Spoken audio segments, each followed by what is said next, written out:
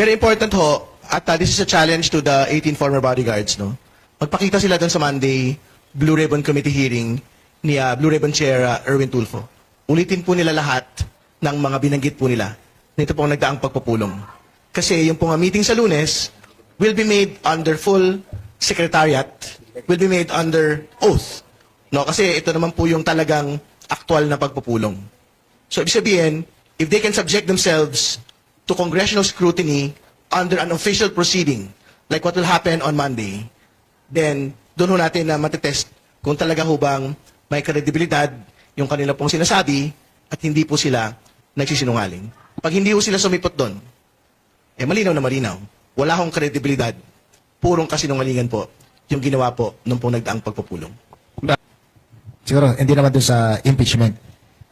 Kahapon ba o the other day, si Congressman Sia, nagsabi na handa siyang surrender yung pribilehiyo ng parliamentary courtesy at haharap siya pag iimbitahan daw uli yung 18 Marines doon sa Senado para patunayan na hindi totoo yung mga bintang sa kanya. Kayo ba kung Terry, handa rin harapin ng personal saan mang forum yung mga nagbibintang sa inyo tungkol sa maleta?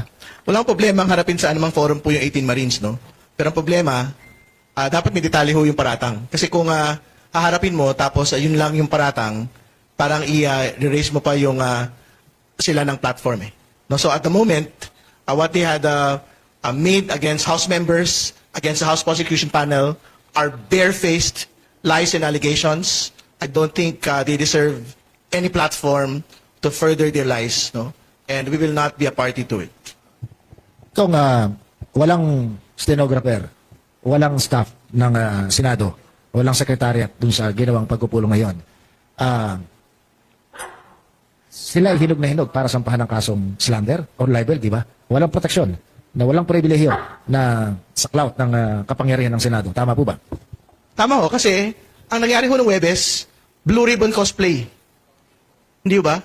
Parang may mga nagpapanggap ho doon na mga miyembro ho ng Blue Ribbon Committee, may nagpapanggap ho roon na mga witnesses. Pero again, wala hong full secretariat doon. Wala hong stenographer doon. Wala hong actual na oath na nangyari po ron.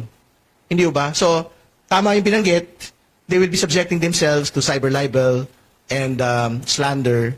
But more importantly, again, the challenge to them is to go to the Blue Ribbon Committee on Monday. Kasi doon po, meron full secretariat. They will be subjected to an oath. They will be subjected to full congressional scrutiny. Ulitin po nila lahat ng mga sinabi po nila doon para ho matanong na maayos, para masagot po na maayos. Naalala ko, Kong Terry, yung cyber libel bago yan eh. At doon nung binabalangkas yung batas na yan, isa kami sa mga tumututol na yung cyber libel ay mas mabigat ang parusa kumpara sa karaniwang kaso ng libelo. Ano nga yung pagkakaiba ng bigat ng kaparusahan sa cyber libel kumpara doon sa karaniwang kaso ng libelo? Tumataas lang po ng isang degree higher, no? Yung pong pagka merong ginamit po na mga cyber devices, no? Ibig sabihin hindi lang mo sa dyaryo lumabas, kundi lumabas din po sa mga website, no? Lumabas sa social media. Kumbaga, mas mahaba po yung pagkakakulong. Pagka po cyber libel po, yung pong ipinataw po na krimen. Sabihin ko na po ngayon na we are right now in advocates of public interest law, no, and of course in the various organizations that I'm involved with. Kung naalala niyo, kinasuhan ng Tindig Pilipinas itong si Alan Peter Cayetano just this week as well, si Robin Hood Padilla at yung Senate Sergeant at Arms Obstruction of Justice. Right now, we are all also contemplating to file cases for usurpation of authority, no, dito sa Peking Blue Ribbon leadership, kasi they are saying na Blue Ribbon sila, hindi naman. So that is under consideration right now, and we will make announcements in due course. Pero hindi lang ito libel, hindi lang ito slander, no? Ito ay usurpation of authority. They are pretending that they have the color of authority of the Blue Ribbon Committee, pero wala naman pala. So in particular, ang liable po dyan si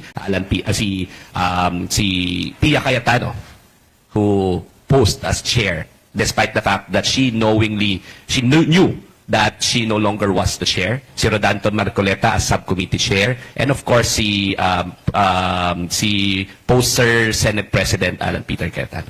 Yeah, may tanong ko sa iyo, Atty. Dino.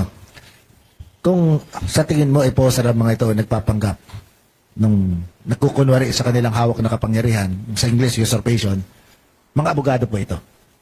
Mga abogado sila. Sila ho ba pwedeng makakasuhan ng disbarment?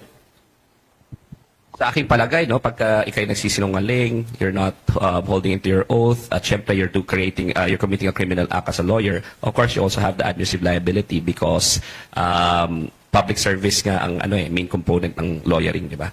And the office is not a matter of right. Tara, mukhang mababa ang tono ng boses nyo. So, hindi kayo handang kasuhan sila ng disbarment as of now? Alam niyo naman po, bawal pong i-announce yan. Hindi po Sa akin lang, our groups will always exercise the proper remedies against airing public officials, yung mga tiwali, yung mga balakid sa pananagutan at yung hindi ginagawa kanilang trabaho. Ulitin ko po, sa disbarment, bawal i-anunsyo na kinasuhan ng disbarment, bawal i-anunsyo na nagsasagawa ng pagdinig. Pwede lang i-announce ang disbarment kailan? Pag disbarred na po at lumabas na yung Supreme Court decision. To Kong Terry, hi sir. Sir, are you considering any legal action, filing of complaints against dun sa 18 Marines? Yung pong mga kasamaan ho natin sa Kongreso at sa prosecution panel, ang alam ko, nag-file na po sila ng libel, cyber libel sa 18 Marines, no? Sa bahagi po natin, tingnan natin dapat din naman pansinin eh.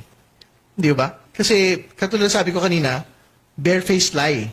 Yung pong testimonya kanina. But, of course, we are reserving future legal action in the event na talaga hong hindi rin ho sila tumigil doon sa paglikha po ng kasinungalingan in the next couple of months. Okay, sa bahagi naman po namin, para tapusin na po yung kasinungalingan sa maleta, meron po tayong dalang maleta ngayong araw po na ito. Hindi ho lahat ng maleta may pera, mga kaibigan. Yung iba po, may mangga at piluka. The House and the House Prosecution Panel will not be deterred. Hindi ho kami magpapapigil sa mga kasinungalingan at mga fabricated testimonies po ng kung sino man.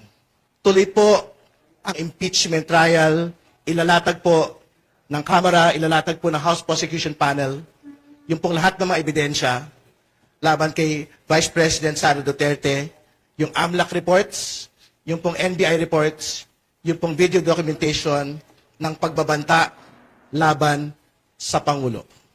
So bumalik po tayo sa usapin. Ang usapin po ay ang pagpapanagot sa pangalang Pangulo. Wala pong iba. Maraming salamat.